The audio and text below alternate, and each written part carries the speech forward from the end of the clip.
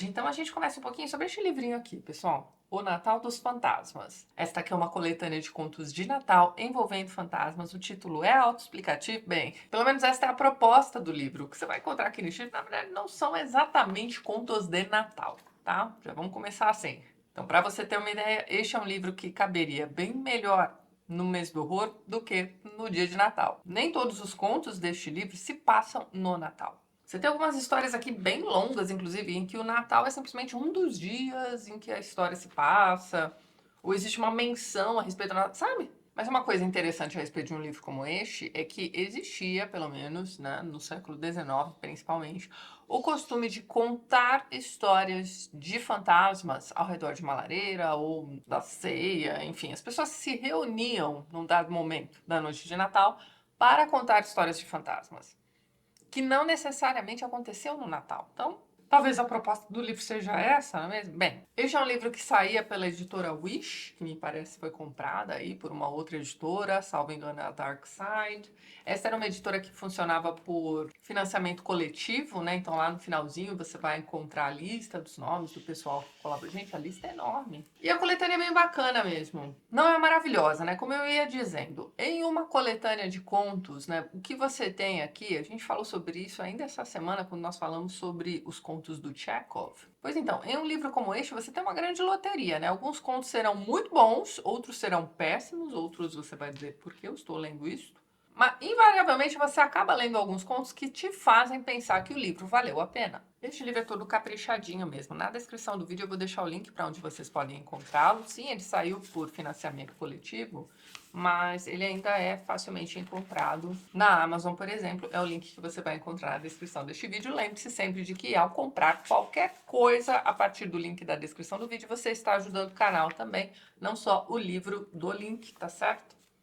Vocês estão vendo? O livro é todo bonitão, a diagramação é muito boa, né? Enfim. Achei os trabalhos de tradução e revisão também bastante cuidadosos. Você tem uma introdução bem bacana, contando sobre a tradição do Natal, como ela surgiu, como ela se desenvolveu. E aí nós chegamos ao primeiro conto propriamente dito, que é um conto do Jerome K. Jerome. No ano passado nós lemos um livro só dele, que também saía pela mesma editora, chamado Terror Depois da Ceia. Então, se você já leu aquele livro, talvez você queira pular este primeiro conto, que está lá também, chamado Ceias Fantasmagóricas. É um texto bem divertido. Gente, este autor é todo engraçadão. O livro que nós lemos no Natal do ano passado foi muito... Gente, sério, vou deixar o link na descrição para vocês verem. É o meu tipo de humor bobo, humor do Monty Python, do Chaves, sei lá. Não vai agradar todo mundo, obviamente, mas ainda assim é divertidão e ele também vai passar por essas tradições natalinas, né? Ele é um autor do século XIX, então nada mais apropriado, não é mesmo? Outro autor do século XIX que também está lá é Charles Dickens, logo depois do Jerome K. Jerome. E aqui o que nós temos é uma história de Natal dele bastante tradicional, também não tão tradicional quanto um conto de Natal, tá? Mas é uma história chamada A História dos Goblins. Não sei se vocês viram, ó, você tem sempre aqui o retrato do autor, uma mini biografia, e você tem ali, na sequência, o título do conto e uma breve introdução, não, como é que vamos dizer? Um resuminho daquilo que você vai encontrar no texto, obviamente sem spoiler, tá? Pois então, essa é a história dos Goblins, traz uma estrutura muito parecida com a do conto de Natal. Você tem um cara que é um cara meio esquisito, ele é um coveiro, tá? Então ele é um amargurado, mal-humorado pra caramba, e aí ele recebe a visita desses goblins de Natal que vão fazê-lo repensar a própria vida. Mesma estrutura, gente. Parece que é a mesma história contada de um jeito diferente, não tão legal quanto um conto de Natal, que é uma história perfeita. E esta é uma das histórias de Natal dele. Ele tem outras que eu acho mais legais. É uma história de Natal dele que não sei por que tanta gente gosta. Porque eu, sinceramente, acho que é muita cópia do próprio trabalho, sabe? Que é o conto de Natal. Enfim, depois na sequência, gente, sério, uma das histórias mais chatas e intermináveis que você vai ler na sua vida. É a maior enrolação que eu li nos últimos, sei lá, gente, 20 anos. E este conto aqui, ó, está me fazendo repensar a minha vontadezinha que eu tinha de conhecer o trabalho desta autora. Já conheci, através deste conto interminável. Tô com vontade de ler outras coisas dessa autora depois deste conto? Não, nem um pouco. Tô falando da Elizabeth Gaskell. A história contida aqui neste livro se chama A História da Velha Ama. Meu Deus do céu, que história chata. O mote dessa história é o seguinte: você tem um casarão enorme em que todas as noites você ouve o barulho de um órgão sendo tocado. E ninguém naquela casa sabe tocar órgão. A única pessoa que sabia tocar órgão já morreu há muito tempo. Então é isso. Existe esse fantasma que todas as noites toca órgão. E órgão, para pra pensar, é um instrumento que tem um som meio fantasmagórico mesmo. Tem tudo pra ser legal, né? Mas não, você vai ler quase 50 páginas, sei lá, de uma história insossa, de gente chata pra caramba nessa casa enquanto o órgão toca à noite, sabe? Meu Deus do céu. E a narradora deste conto é aquele tipo de jovem que fica dizendo o tempo todo de si mesma que ela tem um coração valente. Sabe? Mano, não! Coração valente tenho eu, que passei por essa história chatona aqui. Enfim, deixa eu parar de reclamar mesmo, porque o próximo conto compensou tudo. Compensou o meu não gostar da história dos Goblins lá do Charles Dickens e de ter detestado este conto interminável da Elizabeth Gaskell. Este aqui é o Smee. Smee é uma história de um cara chamado A.M. Burrage. Esse rapaz aqui, eu nunca tinha ouvido falar a respeito deste autor e este conto aqui se tornou fácil, um dos meus favoritos de Natal. Isso aqui é o seguinte: Smee é uma brincadeira tipo gatomia, é um esconde-esconde com um twistzinho. Então tá você e seus amigos, né? Existem papeizinhos dentro de um saco, né? Vamos supor que você esteja em um grupo de 10 amigos. 9 papeizinhos estarão em branco e um papelzinho só estará escrito, né? Em um desses papeizinhos estará escrito Smee. Desse jeitinho aqui, ó. Smee é uma, como é que vamos dizer, uma junçãozinha, né? É o som de It's me, quando você fala rapidinho, né? Então sou eu. Pois muito bem, passa o saquinho, todo mundo pega o papelzinho. Aí a questão é a seguinte: essa é uma brincadeira que só vai funcionar no breu da noite. Porque as luzes precisam estar todas apagadas e essa pessoa que pegou este papelzinho precisa se levantar e se esconder. Todo mundo se levanta e vai meio que sair por aí pela casa, mas o Smee precisa se esconder. A brincadeira é você descobrir quem é o Smee. Eles estão fazendo essa brincadeira num casarão alugado para a noite de Natal. E aí, enquanto tá todo mundo se preparando aqui para fazer essa brincadeira, tem uma pessoa que conhece bem aquela casa que vai dizer o seguinte: olha, tem uma porta ali que dá para um porão. Ele mostra aquela porta para todo mundo e diz: ó, ninguém brinque aqui neste cômodo. E ele conta o motivo. É a porta para o porão, só que a escadaria que leva, né, para o chão do porão, digamos assim, é uma escadaria toda torta. Aqueles degraus não foram bem pensados. Então, e você abre a porta e já dá de cara com a escadaria. Então é bom evitar esse tipo de escada em geral, né? Mas a questão é a seguinte: anos antes, a casa foi usada também para a noite de Natal e uma pessoa teria, uma garota, aliás, teria usado aquele cômodo para se esconder, não sabia que a escada era toda torta e ela cai e quebra o pescoço. Morre ali mesmo. Então ele conta essa história, todo mundo fica assim, nossa, que coisa, né? Mas enfim, ninguém conhecia a tal da menina, né? Estamos falando de jovens e adultos, tá? Família inteira brincando disso aqui, tá bom? Então tá joia, todo mundo resolve evitar aquele quarto e vão brincar de Smee, beleza. Só que agora eu não vou lembrar exatamente o número de pessoas aqui, mas vamos supor que sejam 12, eu acho que eram 12 mesmo. Tinha 12 convidados nessa festa de Natal. Quando a brincadeira termina, né, e aí assim, quando você encontra o Smee, ele não pode dizer nada. Ele não vai te responder, então você precisa ficar do lado dele. E assim, quem for encontrando aquele grupo também vai ficando ali perto deles, né, até que a última pessoa encontre o grupão. Quando a brincadeira termina pela primeira vez, alguém resolve acender uma lanterna e contar quantas pessoas estão ali para ver se a brincadeira realmente terminou. Só que eles não contam 12, eles contam 13. Tem uma pessoa a mais ali naquela brincadeira. E aí, na hora em que eles decidem contar de novo, né, a pessoa vai lá, conta de novo, gente, tem 12. Aí você fala assim, não, a pessoa contou errado. Só que outras coisas vão acontecer aqui no meio dessa brincadeira, porque brinca-se várias vezes, né? Envolvendo uma pessoa a mais, uma pessoa que não deveria estar ali. Gente, esse conto é muito legal. Então ele compensou, de certa forma, aí a chatice infinita da Elizabeth Gaskell. Gente, ela tem um livro que vira e mexe eu fico com vontade de ler, chamado Norte e Sul.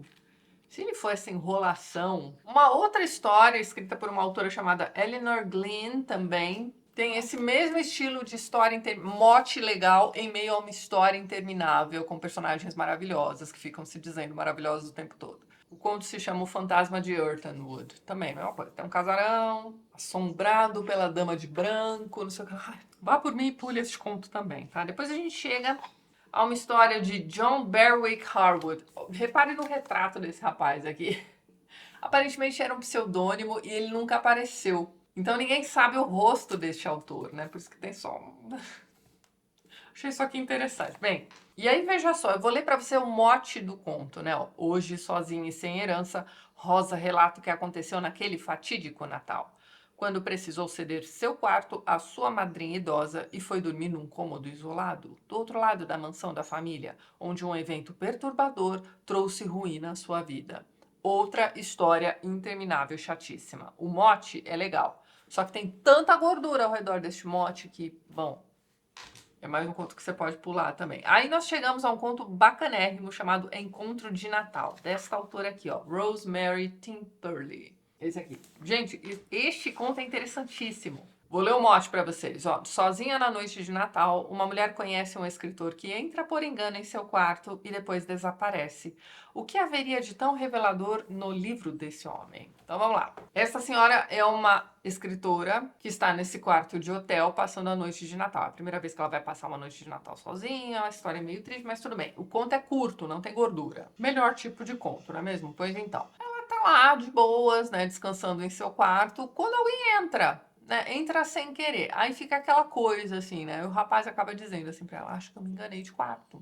E a senhora meio que, né, responde educadamente, assim, é legal com ele. Ele até pergunta, né? A senhora vai passar o Natal sozinha, né? E o quarto do hotel que ela ficou era o quarto onde ficava meio que a biblioteca do hotel também, né? Acho que o hotel tava cheio, aquele lá foi o quarto que sobrou e ela pegou aquele quarto assim mesmo. Então eles começam a falar um pouquinho sobre livros, aquela coisa toda. E aí ele diz também que ele também é um escritor, que ele está escrevendo uma mistura de diário com ficção, né? O que a gente chamaria hoje em dia de autoficção. E ele deixa o livro dele, né, que ele está escrevendo, para que ela aprecie, né? Ela diz que vai ler e tudo, que ela tem interesse sim. E aí, quando ela vai preparar um chá pro rapaz, pra ela dar as costas para ele, ele some. Ela não liga, né? Porque um jovem, né, deve ter mais o que fazer, obviamente. Então ela vai tomar aquele chá sozinha e ler o livro do rapaz. Só que quando ela pega o livro do rapaz para ler, vou dar o spoiler, hein? Esse conto é legal. Se você realmente tiver essa coletânea e quiser ler esse conto, talvez você queira pular em uns 20 segundinhos. Quando ela lê a história, o livro do rapaz, que era uma mistura com o diário, não é mesmo? Naquela noite de Natal, ele conta que ele entrou em seu próprio quarto e tinha uma senhora lá. Ele achou aquilo muito estranho e decidiu deixá-la lá e, enfim, procurar outro quarto. Só que no livro também já tinha uma mini biografia deste autor. E aí ela vai descobrir que ele morreu, tipo, um século antes. Cara, essa história é muito legal também. Compensa as chatices que vocês vão encontrar aqui. Tem um conto do Robert Louis Stevenson, também chamado Markheim, que é um conto clássico dele de terror, para o qual eu também não vejo muita graça, tá? Mas ainda assim é legal. Vocês estão vendo que você tem aqui neste livro uma mistura de escritores muito conhecidos, até mesmo para nós, e outros nem tanto. Outros totalmente desconhecidos, pelo menos para mim. O que é interessante também nessas coletâneas. Depois nós temos um conto do J.M. Barrie, que é o escritor, né, do Peter Pan. Ele também escrevia, né, histórias de fantasmas, né? E essa é uma história legal também, parecida com o mote daquela do hotel, né, em que você tem... Eu não vou contar essa história, que ela também é bacana, e ela tem um desenvolvimento meio esquisito. Mas você tem essa história também de um lugar assombrado, em que de vez em quando você vê um fantasma segurando uma arma. Se este fantasma apontar a arma para você, você vai morrer nos próximos dias. Ou você morre imediatamente, ou você morre dali uns dias. Não há escapatória. E aí você vai acompanhando as diversas aparições desses fantasmas, diversas mortes que ocorreram e tudo mais. E em algum momento você vai ter alguém lendo aquela história e se identificando com aquele fantasma, e dizendo, não, mas eu já estive nestas situações. E não era uma arma que eu estava apontando para ninguém, era um cachimbo. Enfim, é uma dessas histórias em que você se entende ou morto, ou que você se reconhece em um fantasma. Lembre-se da pergunta que o fantasma está fazendo para você. A gente falou sobre isso no meu vídeo sobre House of Leaves. O fantasma está sempre virando para você e te perguntando, olha só, eu já morri. E você? O que é que você está fazendo da sua vida? Então, quando você se enxerga em um fantasma, vejam lá meu vídeo sobre House of Leaves, vou deixar o link aqui para vocês também. Tem uma outra história de escritora aqui também, de um cara chamado John Kendrick Banks. Se chama História de Natal de Thurlow e é um cara que está tentando escrever um conto de Natal para publicar numa revista. E aí, enquanto ele está escrevendo, ele recebe a visita de um fã muito esquisito. Só que esse escritor tem um passado, né? Ele já matou alguém em um dado momento, e esse fã meio que sabe disso. É uma história bem mais ou menos, tá? Pode ser legal pra alguém, aí eu achei mais ou menos. E aí nós chegamos à nata, né? A melhor parte aqui deste livro, que são os 2 últimos contos. O penúltimo é um conto do Algernon Blackwood. Aqui no canal nós já temos vídeo para os salgueiros, vocês vão ver também. Quem não viu ainda, gente, quem não vê meus vídeos do mês do horror porque tem medo, sei lá. Gente, sério, é Natal, é a época propícia para ler histórias de fantasmas, tá? Principalmente para vocês aí que são os entusiastas do século XIX. Por conta da tradição do século XIX, nem todos esses autores aqui escreveram seus contos naquele século, tá? Tem muita coisa do século XX aqui. Este conto do Algernon Blackwood, por exemplo, é do século XX. O conto se chama A Bolsa de Viagem. Gente, sério, na boa. O que você tem aqui é a história de um advogado que defendeu um criminoso horroroso, que matava suas vítimas, esquartejava, colocava dentro de um saco, misturava com cal. É um negócio horroroso. E ele defende este cara, e o conto começa com este cara sendo inocentado pelo júri. O veredito dele no final é inocente mesmo e tá tudo certo. Este cara que cometeu esses crimes tenebrosos. E aí ele tá comemorando, né? Poxa, né? O cliente dele ganhou, né? Isso é bom pra ele, aquela coisa toda. E agora é o fim do ano, né? Não é necessariamente Natal aqui, mas ele está então se preparando para tirar férias. E aí o chefe dele tá lá parabenizando, né? O bom serviço que ele fez ali, aquela coisa toda. E aí ele diz que vai viajar e que ele precisava de uma mala de viagem. O chefe diz pra ele: não, beleza, eu vou te emprestar uma, vou mandar lá pra sua casa. Então ele vai pra casa. E dali a pouco chega um funcionário do chefe dele com a tal da mala de viagem. Esse cara mora em um tipo de pensão. Então, alguns dos quartos estão ocupados, outros não. Ele passa por uma sala muito vazia também em um dado momento. Ele pensa assim: ah, porque é Natal, né? Fim de ano, na verdade, né? Tá todo mundo viajando, deve ser por isso o silêncio. E a partir do momento em que ele recebe esta mala, coisas muito esquisitas vão começar a acontecer. Ele começa a ouvir passos pela casa. Só que ele está sozinho. Ele tinha acabado de confirmar que ele estava sozinho. E ele está ouvindo esses passos. A mala é muito sinistra. Este aqui é um conto todo criado em cima do climão, porque ele vai ficando cada vez mais assustado. E aí ele começa a se lembrar do assassino que ele defendeu e que tá solto por aí porque ele foi inocentado. E ele vai se sentindo culpado em meio a esse climão de tá acontecendo coisas estranhas aqui. Eu tô ouvindo barulhos, eu estou ouvindo passos, tem alguém aqui, né, que não deveria estar. Enfim, sério, que conto legal. Não vou contar o desfecho pra vocês, porque este aqui merece que vocês leiam e descubram direitinho o que é que vai acontecer no final. Gente, é medonho este conto. E aí a gente passa, né, pro último conto, que é muito legal. É dessa autora aqui, ó, Marjorie Bowen, que eu também não conhecia.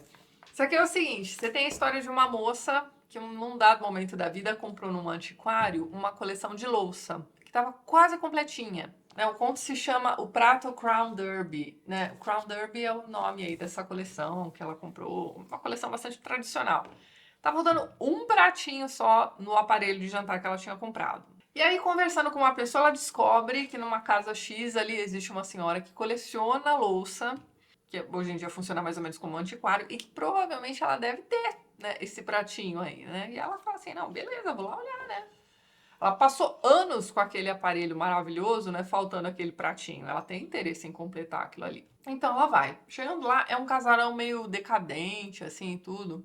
Ela bate a porta e quem atende é a própria senhorinha. E aí aquela senhorinha começa a dizer assim pra ela: poxa, né? Ninguém vem me visitar. E aí ela conta o motivo dela estar lá e tal. Elas começam a conversar sobre louças. E você vai vendo que existe todo uma questão envolvendo louças aí na vida dessa senhorinha. Ela já teve de brigar com a família para ficar ali com uma certa herança que envolvia essas louças. E aí, quando a moça, né, conta pra ela, né, sobre o aparelho que ela tem, que tá faltando um pratinho e tudo mais, a senhorinha entende na hora qual é o aparelho e ela diz: eu estou com este pratinho, mas é uma relíquia tal, tal, tal, não vou vendê-lo, não vou tirar, enfim, esquece. E aí a moça insiste um pouco e a senhorinha começa a pensar assim: tá, então eu vou deixar esse pratinho com você para que você volte a me visitar. Esse é o trato. A moça aceita o pratinho e beleza, né? Já é o fim do dia, né? Ela se despede da senhorinha. A senhorinha tá meio relutante em deixar essa moça sair. Mas tudo bem, ela sai. E aí, ela vê uma pessoa passando de carruagem, né? E essa pessoa chama a atenção dela, ela vai até lá. E aí a pessoa vira pra ela e diz assim: ah, você quer a chave do casarão? Aí ela fica assim: Como assim? Por quê? Acabei de vigilar, né? Conversei com a senhora, né? Com a dona da casa. Aí a pessoa diz assim pra ela: Não, não é possível, você não conversou com a dona da casa. A dona da casa não aparece aqui há muito tempo. Provavelmente até já morreu. Essa casa tá pra ser vendida e tal. E acho que era o corretor de imóveis, né? Que por acaso tinha a chave da casa pra ela poder visitar. Você já entendeu, né? O que ela vai fazer com aquele pratinho? Gente, este é um conto todo divertidão. Chegamos ao fim do livro. Então você vê, pra mim, este aqui foi um livro bem irregular. Ele tem, assim, no máximo 4 contos que eu li e falei, uau, esses são muito bons. Os Me, aquele da escritora que recebe o jovem escritor no quarto do hotel, e esses 2 últimos contos. O resto foi tudo ou mais ou menos, ou porque eu estou lendo isso. Assim, e o primeiro conto, né, se eu não tivesse lido ainda, no próprio livro do Jerome K. Jerome, também teria achado legal. Aliás, o conto é bem legal mesmo. Bem divertidão também. Tá mais puxando pro engraçado. Então tá aí, gente. Pra quem gosta de livros temáticos nesta época do ano, ó, fica a dica aqui pra vocês. É um livro bacana, talvez você goste, né? Lembre-se sempre de que literatura, né? Livros não são unanimidade. Vá que você gosta aí desse conto da Elizabeth Gaskell. Gosto é gosto, não é mesmo? Enfim, os contos que não funcionaram pra mim, pode ser que funcionem bem pra você e vice-versa, né? Mas tá aí então, pessoal, mais uma resenha de livro temático natalino entregue aqui pra vocês. A gente vem fazendo isso já de uns anos pra cá, né? Será que já se tornou uma tradição do TLT? Provavelmente. Então vou aproveitar a oportunidade também para desejar a todos vocês um Feliz Natal, um excelente fim de ano para vocês e para a família toda. A gente ainda se vê nos próximos vídeos do canal, mas bom descanso aí para todos vocês que estão em recesso, estão de férias. E é isso então, pessoal. Antes de encerrar este vídeo, gostaria de mais uma vez agradecer a todos os apoiadores do canal. Vocês estão vendo os nomes deles aqui ao lado e na descrição do vídeo você também encontra os links para os perfis literários do pessoal que apoia o TLT e que também produz conteúdo sobre livros aqui no YouTube e no Instagram. Caso você queira se tornar um apoiador do canal, já deixo aqui meu muito obrigada de coração. Dê uma olhadinha no primeiro link que eu vou deixar na descrição deste vídeo. E é isso então. A gente se vê nos próximos vídeos do canal. Um beijo grande e até mais.